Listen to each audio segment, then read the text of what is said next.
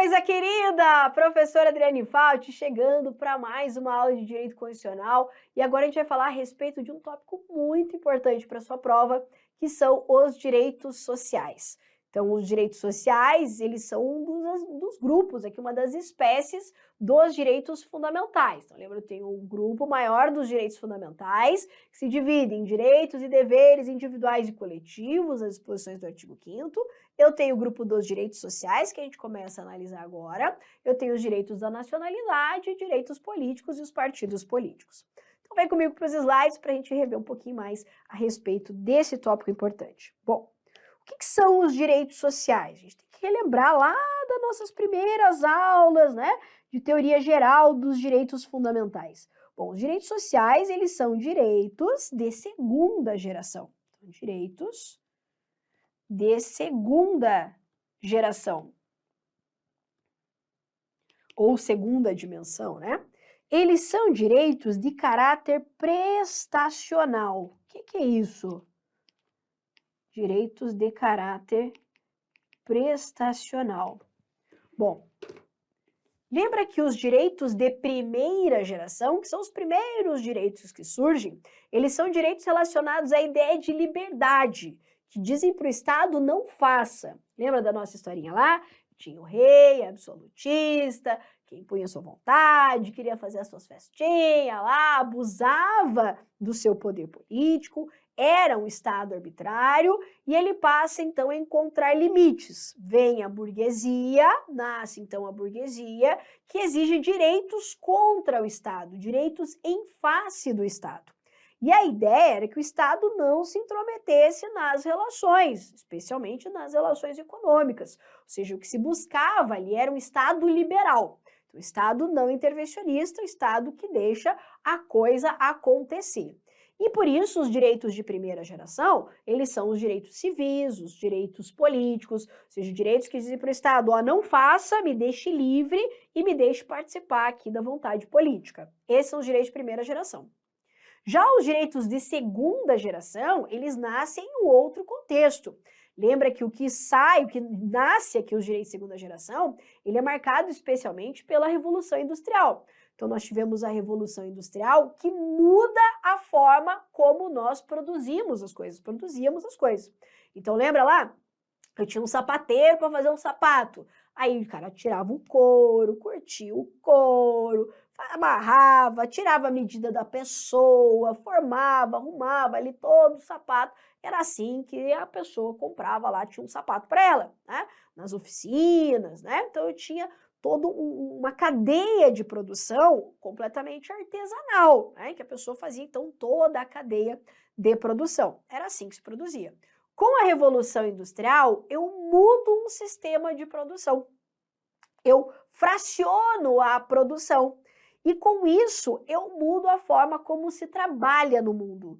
O sistema de produção mudando, o trabalhador agora, ele não vê mais a cadeia produtiva como um todo. Ele vê fração dessa produção. E o problema disso é que o Estado, enquanto Estado liberal, não intervinha para verificar a qualidade desse trabalho, ou seja, as condições que esses trabalhadores trabalhavam. E daí, inclusive, tem um filme que eu sempre falo nele sempre, né, que reproduz muito bem aqui esses reflexos da Revolução Industrial, que é o filme Tempos Modernos, do Charlie Chaplin, né, que ele tá lá numa indústria e ele fica lá apertando o botão, e daí ele até sai depois, continua apertando, porque é toda uma produção mecanizada, né, sem qualquer compromisso com o todo, pensar o todo, o trabalhador, ele fica ali só apertando o botão, só apertando o botão. Esse sistema de produção, então, faz com que o dono da indústria tenha mais lucro. Porque antes o sapato, que era feito lá dias e dias para ser produzido, agora eu consigo produzir um monte de sapato em larga escala em pouquíssimo tempo. Isso aumenta as vendas, aumenta o lucro. Só que na época, a ideia de um Estado liberal era que, com o aumento da produção de riqueza, decorrente da produção industrial, né, da Revolução Industrial, uma mão invisível, já dizia Adam Smith, redistribuiria essa riqueza. Veja, eu tenho mais dinheiro, eu tenho mais riqueza sendo produzida. Então, a ideia é de que todo mundo pudesse participar dessa riqueza. Então, o seu trabalho na produção da riqueza Eu teria direito de participar dessa riqueza. E essa redistribuição de renda seria feita, então, através de um negócio chamado salário. Então, o cara trabalha e o empregador devolve aqui parte do seu lucro para o empregado, então, na forma de salário. Então, ele vai lá, vende os sapatos, pega e paga o seu trabalhador e todo mundo ficaria muito feliz com isso. Mas não é bem assim que a coisa aconteceu, né? Isso porque, infelizmente, né, os interesses pessoais, né, das pessoas aqui fazem com que o ser humano acabe explorando o outro ser humano quando ele não tem ninguém limitando ele. E daí o dono da indústria estava lá, tem um monte de mão de obra à sua disposição em função do êxodo rural, lembra da historinha? O povo saindo, então, da zona rural, da roça, buscando uma melhor qualidade de vida nas cidades, porque, né, falaram, ó, tem luz elétrica, e tem máquina a vapor, e tecnologia, opa, eu quero isso aí, né? Então, a ideia é que a caneta é mais leve que a enxada, aquela conversa toda, né? E ele sai em busca, então, de melhor qualidade de vida na zona urbana, e isso acaba inchando as cidades que não tinham qualquer planejamento para absorver toda essa mão de obra. E daí o dono da indústria está lá com o seu trabalhador, pagando, por exemplo, 20 a hora, vamos dar um exemplo, pagar 20 a hora para ele, e chega um cara da zona rural, às vezes até uma estrutura física mais forte e tudo mais, que faz esse mesmo trabalho por muito menos. Tá? Aí esse trabalhador que está há anos trabalhando naquela indústria, já não rende da mesma forma, porque é um trabalho que esgota a pessoa, não, sem limites de jornada, as pessoas trabalhavam 12, 14, 16 horas por dia. E não tinha lei trabalhista para dizer, ó, é 8 horas diárias, 44 semanais, não tinha, porque ainda não existiam os direitos sociais. Os direitos sociais ainda não eram uma realidade. Tá? Ficasse doente, auxílio doença, não existia isso, era mandado embora. Tá? A mulher engravidava, imagine, mulher nem trabalhava, porque se ela engravidasse, ela era mandada embora, não tinha direito nenhum. Essa era a realidade da sociedade. Com isso, o que aconteceu? Uma concentração de renda na mão de pouquíssimas pessoas, uma miséria generalizada. Tá? E é o que eu sempre falo, o povo aguenta, o povo aguenta, o povo aguenta, até a hora que o povo não aguenta mais e faz um negócio chamado revolução. Tá? E daí eu tive, então, pós aqui Revolução Industrial, e especialmente após a Primeira Guerra Mundial, revoluções de caráter trabalhista. As grandes greves, as revoluções grevistas dos trabalhadores reivindicando, então, melhores condições de trabalho. Só que, veja, era o trabalhador pedindo ali para o dono da empresa reduzir jornada, essas coisas. O dono da empresa falou, vai embora, manda embora, essas coisas. Aí, então, nasce a necessidade do Estado impor aqui, não limites à pessoa contra o Estado. Eu preciso de um Estado que intervenha, um Estado que defina direitos, que garanta condições aqui para as pessoas terem uma maior dignidade. E daí eu tenho o surgimento do Estado de Bem-Estar Social. O Estado de Bem-Estar Social veio, então, fazer um contraponto com o Estado liberal, permitindo que o Estado intervenha. Intervenha, inclusive, nas relações econômicas, com a finalidade de garantir direitos de segunda geração. Ou seja, aqui o Estado ele sai de um não fazer para um Estado que faz, um Estado que garante condições mínimas de dignidade. E é nesse contexto, então, que surgem os direitos de segunda geração, os direitos sociais. Então, direitos sociais ao trabalho, moradia, saúde, educação, tudo isso nasce da necessidade, então, de se fazer com que o Estado passe da sua posição liberal para um Estado que garante, que intervenha nessas relações sociais e econômicas. Ok aqui? Então, direitos sociais de segunda geração, eles são direitos de caráter prestacional, mas eu posso dizer que há direitos também, há direitos de abstenção, quanto direitos sociais. Como assim? Deixa eu te explicar. Os direitos de primeira geração, as liberdades individuais ou liberdades negativas, são direitos de abstenção, que dizem para o Estado não faça. enquanto que os direitos de segunda geração, os sociais, dizem para o Estado faça, garanta educação, saúde, condições de trabalho e tudo mais. Entretanto, há direitos sociais na nossa Constituição que são de abstenção, ou seja, há direitos sociais que dizem para o Estado não se meta, como, por exemplo, a liberdade sindical e o direito de greve. Então, quando a gente pensa no direito de greve, eu estou dizendo, Estado, deixa os trabalhadores fazerem greve, não se meta, deixa que eles reivindiquem os seus direitos dessa forma. Quando eu penso na liberdade sindical, eu estou dizendo assim, Estado, não intervenha, não interfira na liberdade de organização dos sindicatos. Então, para a sua prova, você leva assim, que os direitos sociais são, sim, direitos de caráter prestacional, certa questão. Agora, se a questão vier exatamente desse jeitinho assim, ó, dizendo que os direitos sociais, apesar de serem direitos de caráter prestacional, há na Constituição direitos de abstenção, ou direitos sociais de abstenção, mais certo ainda. Então, os direitos sociais são prestacionais, dizem para o Estado, faça, me garanta, saúde, educação, tal.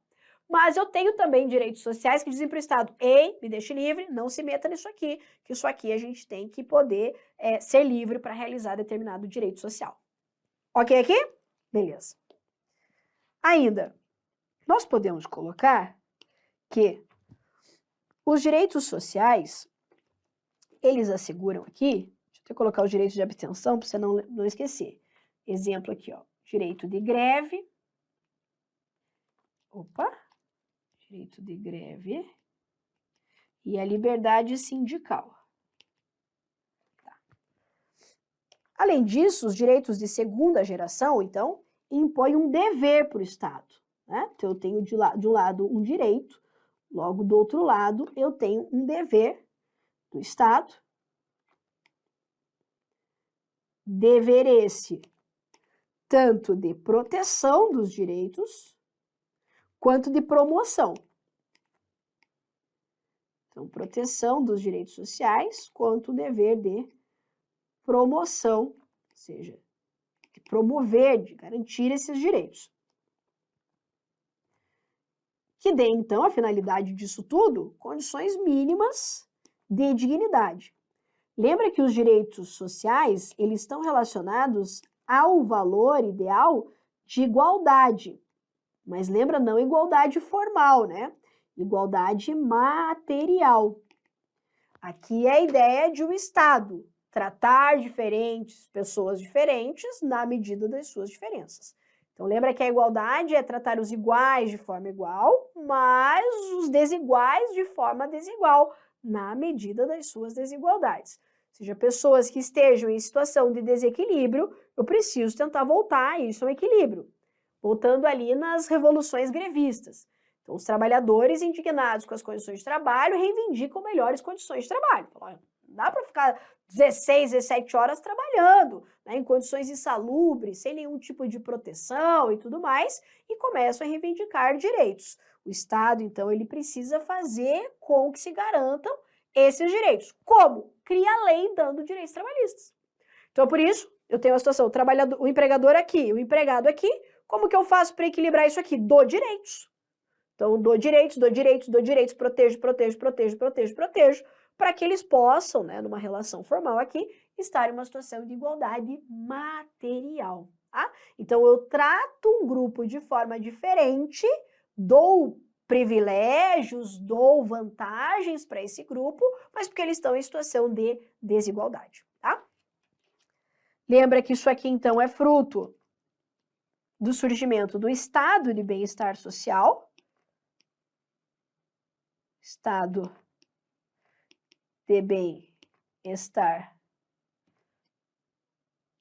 social, e os marcos históricos disso aqui, eu tenho a Revolução Industrial,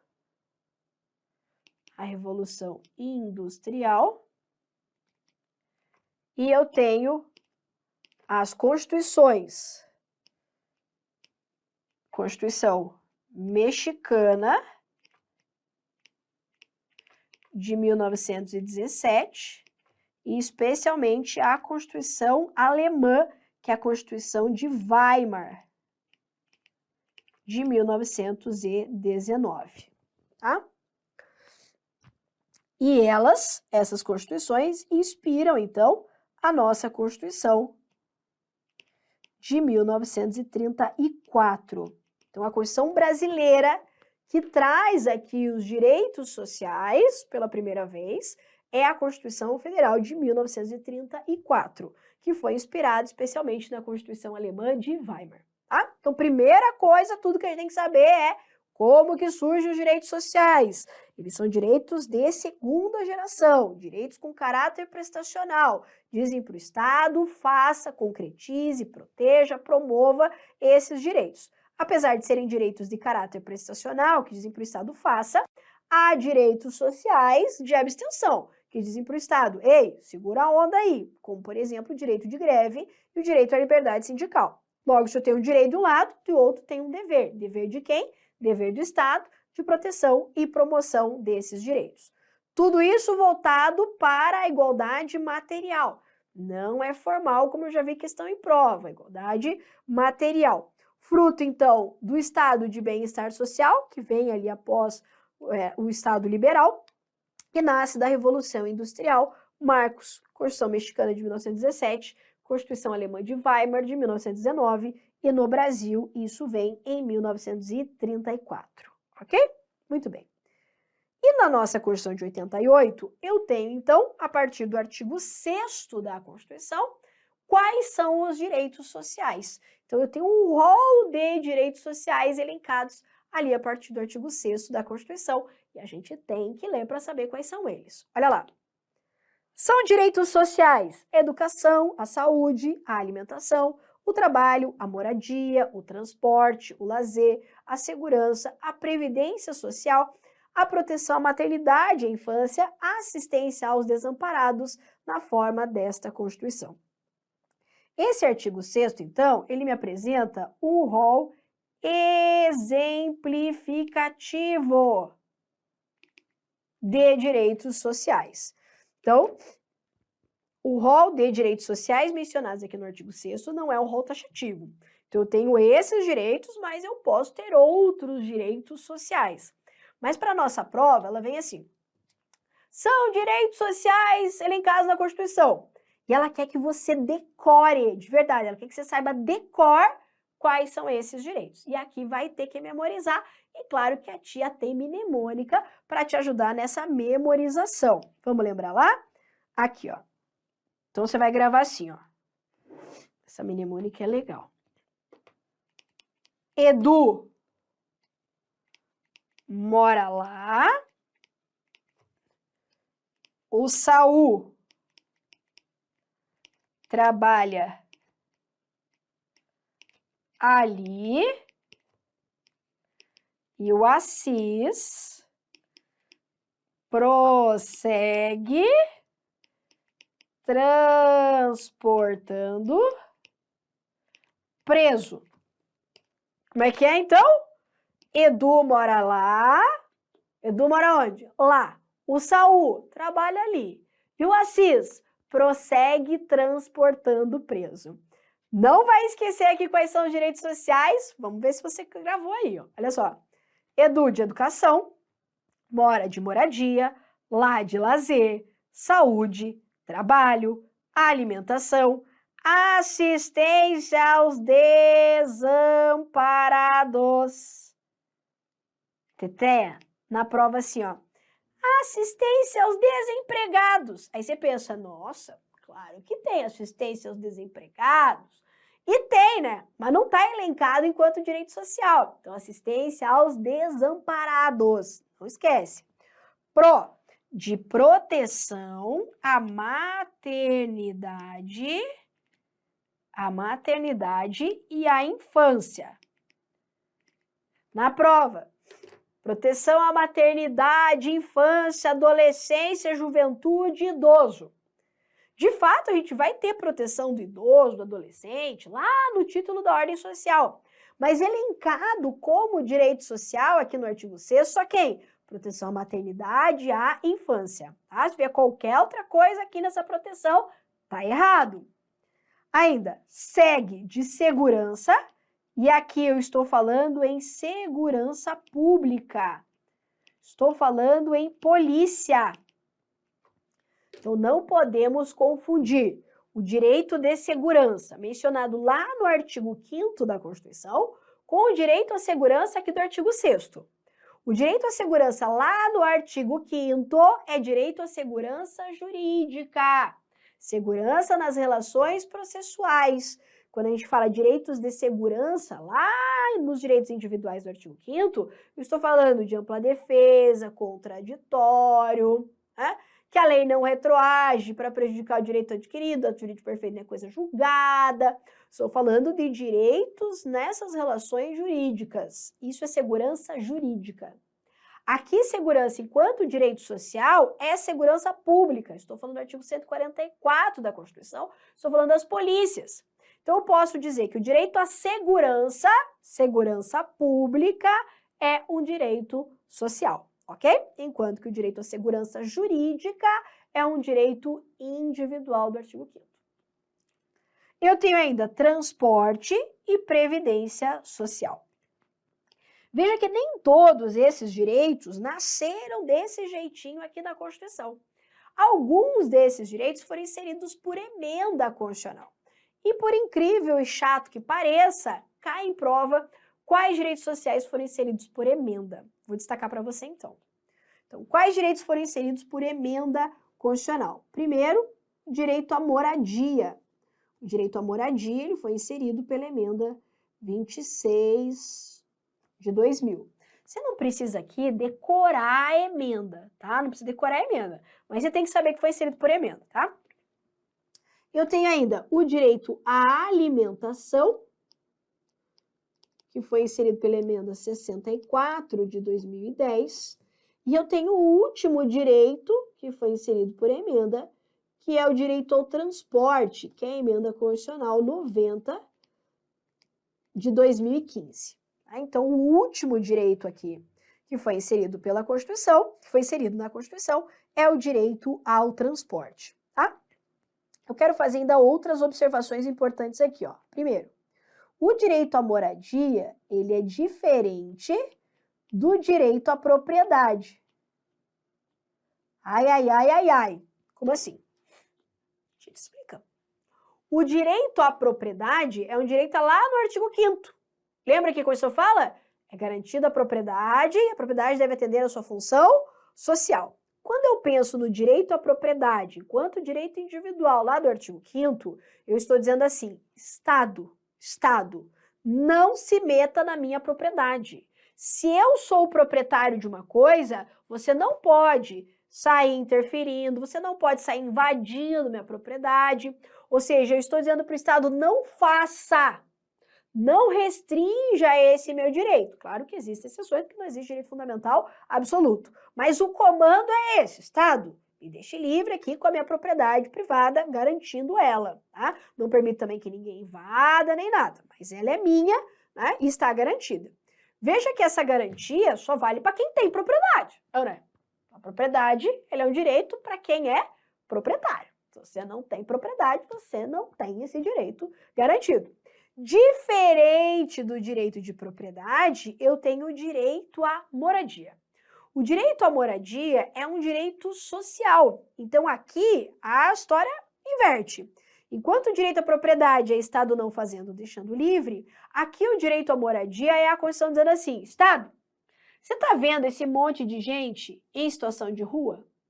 Você está vendo essas pessoas que não conseguem ter um lugar digno para morar? Que tem que morar lá em favela, nos barracos, com lona, em situações assim super precárias? Você tem que se preocupar com essas pessoas. Você tem que dar condições dignas para que essas pessoas possam ter onde morar. Então, veja que aqui não é um não fazer do Estado, aqui é um fazer. Então, pense, crie políticas públicas, leis que permitam que as pessoas possam ter um lugar digno para morarem. Isso é o direito à moradia, tá? Então, na tua prova, vem dizendo que é direito social o direito à propriedade. Negativo. Direito à propriedade é direito individual.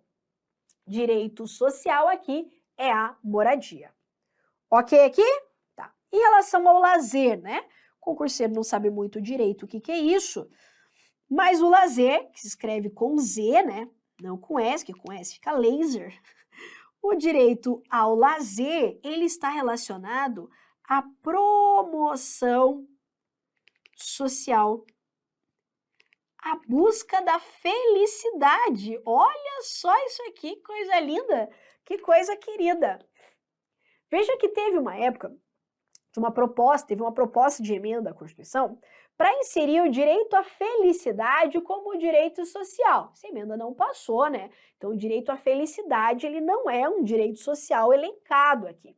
Mas o Supremo Tribunal Federal já reconheceu que dentro do direito ao lazer está o direito à busca da felicidade. Isso porque a gente precisa de um tempo para o lazer e cabe ao Estado oportunizar isso. Essa oportunização aqui do lazer é tanto a construção de parques, atividades desportivas que promovem aqui também o lazer, quanto a possibilidade do ócio, né?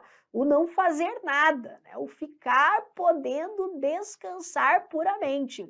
Tudo isso é uma forma de assegurar às pessoas uma melhor condição de vida e dignidade. Porque nem tudo, né, Teté, é trabalhar para pagar boleto, né? A gente precisa também ter um momento de lazer, um momento de descontração, senão a gente pira a cabeça aí e, né, não consegue fazer mais nada dessa vida, né? Então, lembrando que a gente também tem que trabalhar, né? Tem que ter as coisas, mas também precisa desse momento de lazer. Inclusive, estudando para concurso, né? Senão depois a gente pira a cabeça aí nunca mais consegue, né, se dedicar a estudar como realmente deveria fazer, né? Então, esses são os direitos sociais. Gravou aí? Tá. Em relação à alimentação, eu também tenho uma observação. Quando a Constituição fala em alimentação, ela está falando em uma alimentação equilibrada, balanceada. Apesar do texto constitucional só falar alimentação de uma forma genérica, a gente pode ir um pouquinho além. Quando fala direito à alimentação, não é só das pessoas comerem qualquer coisa, é direito delas terem acesso a alimentos saudáveis, alimentos nutritivos, para que elas possam se manter saudáveis. Veja que a alimentação está diretamente ligada à própria saúde das pessoas, à qualidade de vida. E aqui cabe ao Estado, então, permitir que as pessoas possam ter acesso a alimentos necessários à sua subsistência. Por isso que alimentos da cesta básica, eles devem ter uma menor tributação, um exemplo aqui, né? Uma menor tributação do que outros alimentos. Justamente para que as pessoas possam ter acesso a alimentações saudáveis. Construção de restaurantes populares, né? Isso aí é uma forma também de permitir que as pessoas mais carentes possam ter acesso à alimentação de uma forma digna. Aqui em Cascavel, por exemplo, tem um restaurante popular, que, salvo engano, o almoço custa acho que R$ 1,50. Isso mesmo, R$ 1,50 ou R$ 2,00 que está agora, né? E ali você tem um arroz, feijão, uma salada, tem até um suquinho, né? Tem até uma sobremesinha ali, que geralmente é uma gelatina, uma paçoca, tem uma carninha bem feita lá, né? Um ovinho, para quem prefere. Então, você tem ali condições de ter acesso, com poucas condições financeiras, a uma alimentação equilibrada, tá? Isso aqui é o direito à alimentação. Maravilha aqui? Muito bem, tá. Gravou aí quais são os direitos sociais, né? Perfeito. Agora, eu quero falar um pouquinho a respeito dessa novidade, que é o parágrafo único que foi inserido aqui pela emenda 114 de 2021, tá? Mas vou falar disso apenas no próximo bloco.